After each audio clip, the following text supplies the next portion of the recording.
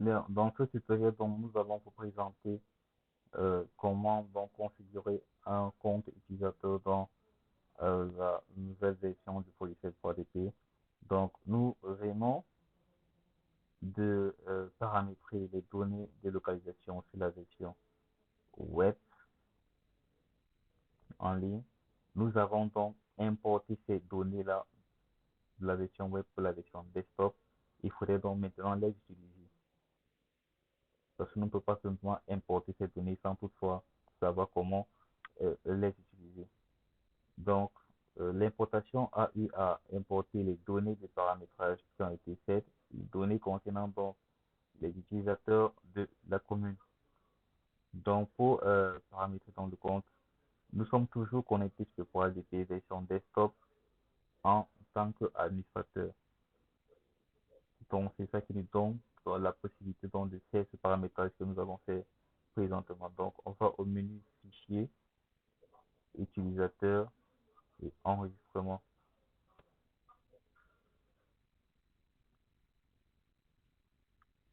Donc, dans l'enregistrement, on va voir déjà la liste des différents utilisateurs qui sont dans la commune de Gondok. Donc, pour notre exemple ici, nous n'avons qu'un seul utilisateur qui est celui du CCD. Donc, pardon, donc voilà le login ou encore le code d'accès pour cet utilisateur-ci qui est de la commune. Donc, on sélectionne donc l'utilisateur en question et on clique sur le bouton modifier. Là, donc, il faut donner un mot de passe pour cet utilisateur. Donc, ça veut dire la prochaine fois que l'utilisateur CCD doit vouloir se connecter sur la version 3DP, sur cette version desktop, il aura donc besoin de ce code d'accès ici utilisé et le mot de passe que vous voulez, que vous allez renseigner présentement. Donc, dans mon cas ici, je vais conserver le même code d'accès que sur la version web. Donc, je reprends tout simplement le mot de passe de la version web, je le copie et je viens le coller ici et je continue le même mot de passe là. Lorsque c'est fait, je clique sur enregistrer. Donc là, nous venons de configurer le code d'accès à l'utilisateur CCD. Donc, nous allons configurer le code d'accès à l'application 3DP de CCD de la commune de Gondok. Donc, ce que nous allons faire présentement, c'est de nous déconnecter, autant pour moi, en tant qu'administrateur, pour nous connecter en tant que CCD. Donc, la déconnexion étant faite, nous allons donc relancer le logiciel, mais cette fois-ci, nous n'allons plus utiliser les identifiants de compte de paramétrage, mais nous allons plutôt utiliser ces identifiants-ci, pardon, qui ont été créés, qui ont été paramétrés précédemment par l'administrateur de la commune. Donc, ceci c'est le code d'accès et là, c'est le nouveau mot de passe pour la connexion. Donc, là, c'est le code d'accès qui sera utilisé pour la connexion à la version desktop et là, c'est le mot de passe. Donc, ce n'est plus les paramètres super admin et admin qui seront utilisés parce que nous ne voulons plus avoir accès uniquement à la partie paramétrage, mais nous voulons avoir accès aux données qui ont été importées pour pouvoir donc effectuer les différentes opérations comme la saisie de PCD, les services de base, la consultation, la cartographie et tout le reste. Donc, lorsque le formulaire de connexion se présente à nous, nous copions donc l'adresse mail que nous mettons au niveau du champ de code d'accès et le mot de passe qui a été configuré, donc nous copions pour le mettre au champ mot de passe. Lorsque c'est fait, donc nous cliquons sur la touche entrée ou encore le bouton OK qui se présente là. Donc, vu que ces paramètres sont bons, Ça nous présente donc à cette page de lancement. Donc, vous tapez sur la touche Entrée du clavier ou bien vous cliquez sur le bouton Entrée qui se trouve là en haut. Donc, là, ça va charger les informations qui ont été initialement donc, importées de la version web pour la version desktop pour les afficher à l'accueil. Et vous allez donc remarquer avec moi que ces informations donc, ne sont pas assez énormes puisque les 16 opérations que nous avons effectuées, c'était uniquement les données de localisation. Donc, nous n'avons saisi aucun PCB, nous n'avons enregistré aucune infrastructure, ce qui voudrait dire que l'interface d'accueil serait presque la même que celle de l'administrateur, mais à la seule différence, donc, vous aurez la possibilité de créer des nouvelles sessions de collecte pour commencer la saisie des données euh, de PCD et des infrastructures de base et en même temps, par la même occasion, donc pouvoir effectuer les recherches, les consultations, les statistiques et les exportations. Donc, vous voyez déjà que l'entête a changé. Donc, vous voyez utilisateur connecté.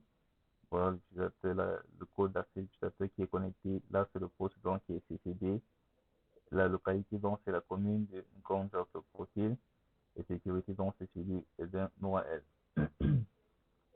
Bien. Euh, donc, nous sommes connectés là présentement en tant que CCD de la commune de Nkonge.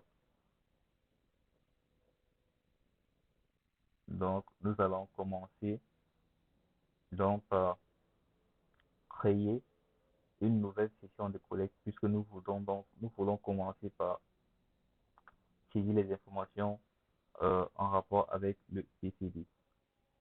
Donc, je rappelle que nous voulons donc par la suite, ça veut dire les étapes suivantes consistent à saisir les données du PCD, et par la suite donc les données des infrastructures de base et bien après donc les données, on vous présentera ces différentes données donc sur la cartographie, la consultation, les statistiques et la recherche. Donc, ici, nous allons une fois de plus aborder encore le principe de session de collecte. Bien, euh, comme nous avons expliqué sur la version web, le concept reste le même. Nous voulons donc saisir les informations. Nous voulons saisir les données du PCB, nous voulons saisir les données des services de base. Donc, si nous dirigeons directement dans le menu PCD, enregistrement du PCD, nous cliquons dessus. C'est-à-dire, nous voulons saisir directement après la connexion, sans toutefois avoir à enregistrer une session de collecte. Donc, c'est-à-dire, on s'est connecté sur l'application et on veut directement se mettre à saisir les données. Voilà, le message est affiché. Aucune session de collecte en cours dans cette commune. Veuillez en créer une ou contacter tout simplement l'administrateur. Donc, lorsqu'on clique sur OK, ça nous présente bien évidemment le formulaire de session de collecte, mais cette fois-ci, il n'y a aucune opération que nous pourrons effectuer. Donc, il s'agit de la création, la modification ou la suppression. C'est impossible pour nous de le faire. Donc, toujours penser lorsqu'on veut faire une saisie de données, d'aller donc créer une session de collecte. Comme nous l'avons fait sur la version web pour la création d'une session de collecte, donc, ça se fait au niveau de structure, du sous-menu session de collecte. Donc là, nous allons créer une session de collecte donc, pour l'opération dont nous apprêtons à effectuer présentement. Donc, dans le prochain tutoriel, il sera question pour nous de montrer euh, la saisie des informations de services de base. Donc, ici, dans la création de notre session de collecte, vous allez remarquer que les deux sessions de collecte qui ont été clôturées en ligne sont bien là. Donc, nous créons une nouvelle session de collecte autant pour moi. Nous mettons saisie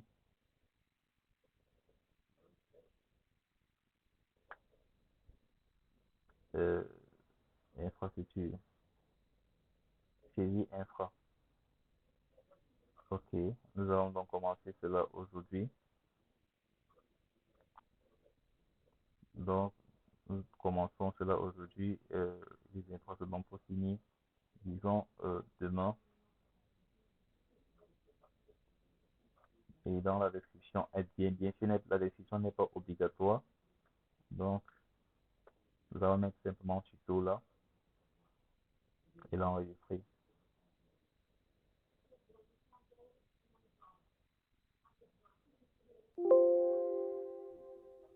Là, vous voyez la création, on a saisi infra qui va commencer aujourd'hui et se terminer demain. Le statut est à zéro parce que nous allons simplement de la créer, autant pour moi. Donc, nous allons fermer ce formulaire, répondre par l'affirmative. Donc, pour récapituler, nous avons déjà donc, jusqu'ici, nous avons eu à importer les données de localisation de la version web pour la version desktop. Et nous avons donc configuré un compte utilisateur, c'est-à-dire un compte utilisateur au niveau communal. Et nous avons enregistré une nouvelle session de collecte. Donc, dans le prochain tutoriel, nous allons montrer comment saisir les données des services de base. Ça veut dire comment enregistrer les infrastructures de base et comment exporter les fichiers de collecte des données de base, les données des services de base, pardon.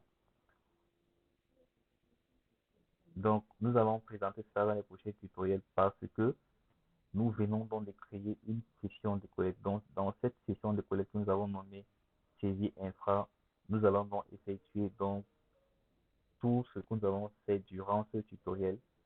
Et c'est vers la fin donc que nous allons clôturer cette session pour pouvoir l'exporter pour l'envoyer sur le serveur distant.